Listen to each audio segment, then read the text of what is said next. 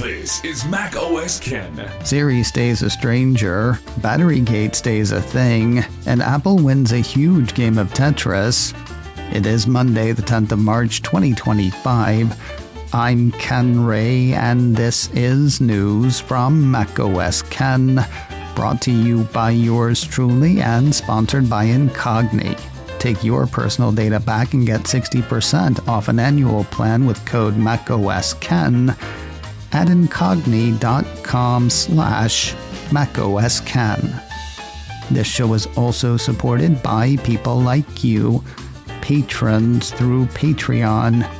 Find out more and add your support at patreon.com/MacOSKen. Apple is delaying the more personalized Siri Apple Intelligence features. That's the headline from a post on Daring Fireball, based on a statement from Apple to that site's John Gruber. Friday morning, Gruber got a quote from Apple spokesperson Jacqueline Roy, quoting that, "Siri helps our users find what they need and get things done quickly, and in just the past 6 months, we've made Siri more conversational, introduced new features like Type to Siri and product knowledge, and added an integration with ChatGPT. We've also been working on a more personalized Siri, giving it more awareness of your personal context, as well as the ability to take action for you within and across your apps.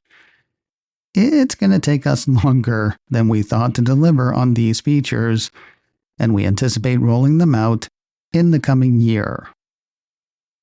So next year then? Or is it the next 12 months? Or is it the next big round of OS updates likely to hit in September? Isn't it fun when public statements generate questions as big as the ones they address? CNBC read the statement to Gruber as meaning sometime in 2026. The way that site put it, Apple on Friday announced that it is delaying the features until next year. But that's not what the company said. What it said was it anticipates rolling the features out in the coming year. Gruber thinks Apple means iOS 19, iPadOS 19, and macOS 16. Quoting his take, Apple's years in this context aren't calendar years, but Apple's OS product years. Those years effectively start at WWDC. The problem from Apple's perspective, messaging-wise, is that they don't talk about future products. Mac rumors seem to want to straddle that fence, though it might have been knocked off it by Bloomberg's Mark Gurman. The way Mac rumors put it initially, in the coming year isn't exactly concrete and could be interpreted as the next 12 months or as 2026. If it's taken as in the next 12 months, that leaves room for a launch that's still part of iOS 18, but 2026 is firmly iOS 19. Yeah, okay, sure, but iOS 19 and its tagalongs will almost definitely come out in mid to late September. So it could be both iOS 19 and 2025. That said, that possibility got shaken by Bloomberg's Gurman, who said after Gruber's post that the aforementioned features won't be released until next year at the earliest. Gurman also has some secret someones on Apple's AI side saying the features may be scrapped altogether and rebuilt from scratch. As a smarter Siri goes, so goes Apple's anticipated smart home hub. So says Gurman. TechCrunch highlights a post from Bloomberg's Boy Wonder that has Gurman indicating that Apple has pushed back the smart home hub announcement because of the Siri personalization problem. According to Gurman, the hardware, to an extent, relies on the delayed Siri capabilities. Disappointed though Apple and Apple Watchers may be over the smarter Siri delay, iPhone still crushed it last quarter. That's according to recent numbers from Counterpoint Research. In a short blurb, the firm said Apple and Samsung alone captured the top 10 spots in the global best-selling smartphone list for the fourth quarter of 2024, contributing almost a quarter of smartphone sales in the fourth quarter of last year. Running through the top 5 in terms of sales, iPhone 16 Pro Max was first globally. iPhone 16 Pro was second, iPhone 16 was third, iPhone 15 was fourth, and iPhone 15 Pro Max was fifth.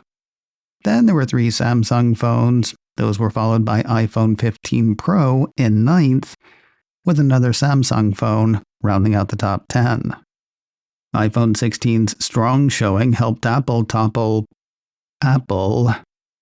For the third quarter of 2024, first, second, and third went to iPhone 15, iPhone 15 Pro Max, and iPhone 15 Pro, respectively.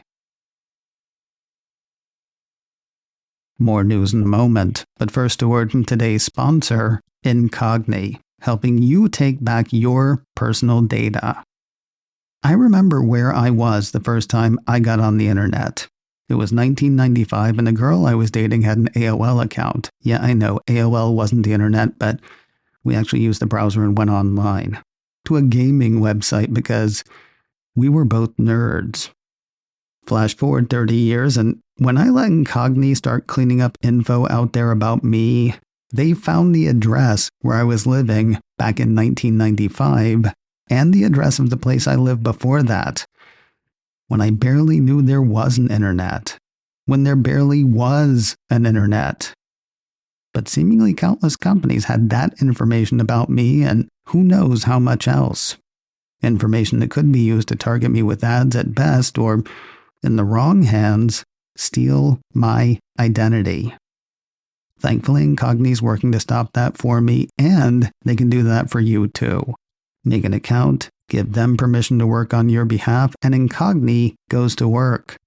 Yeah, it might feel weird to give them your information, but your information is out there. Incogni helps you take it back. So far, they've gotten my info removed from over 250 data brokers, and they are still at it. Let them do the same for you. Take control of your data privacy today with Incogni. Get 60% off an annual plan with code MacOSKen at incogni.com/MacOSKen. That's a great savings, and it comes with a 30-day money-back guarantee. INCOGNI. Get 60% off an annual plan with code MacOSKen at incogni.com/MacOSKen. The Batterygate case against Apple is alive and kicking. You remember Batterygate, don't ya? Way the heck back in 2017, Apple was found to be slowing the performance of iPhone SE, as well as units in the iPhone 6 and iPhone 7 lines, once their batteries became depleted. Apple said it was doing that to make the battery last longer and to keep the iPhone from shutting down seemingly at random if memory serves. Some affected iPhone owners saw an ulterior motive, though, namely slowing the phone down so that people would buy a new one. In an attempt to make it right with consumers, Apple apologized. It also cut the price for the replacement batteries from as much as $79 here in the States to $29, while at the same time cutting the cost from £65 in the UK down to £25. If you're wondering why I bring up the UK cost, it's because that is where the case is alive and kicking.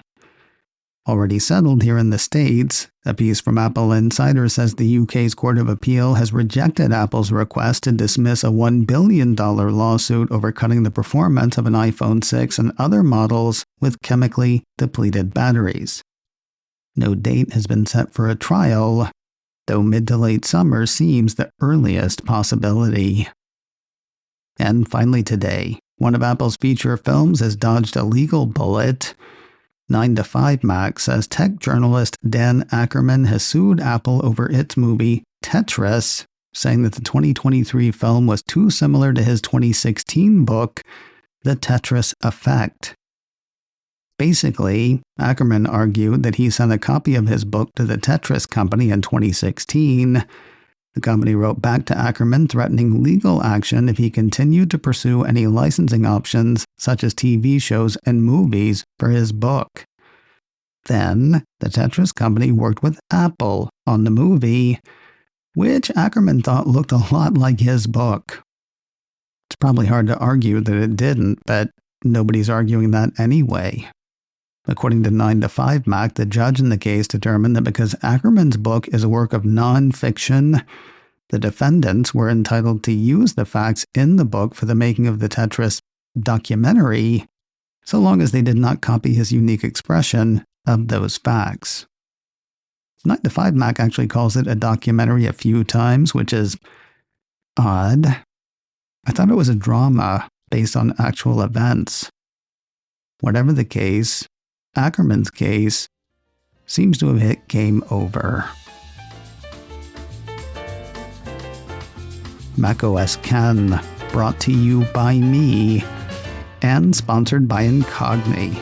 Get 60% off an annual plan with code macOSKen at incogni.com/macOSKen.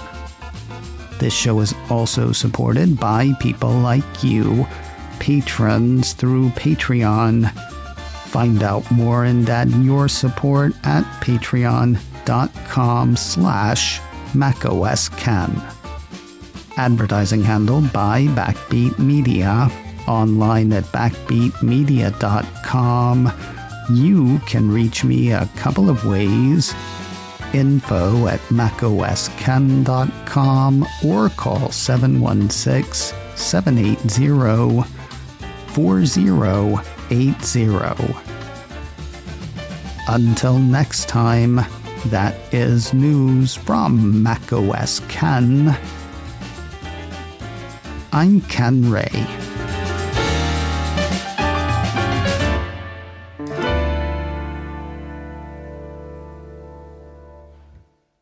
Ciao.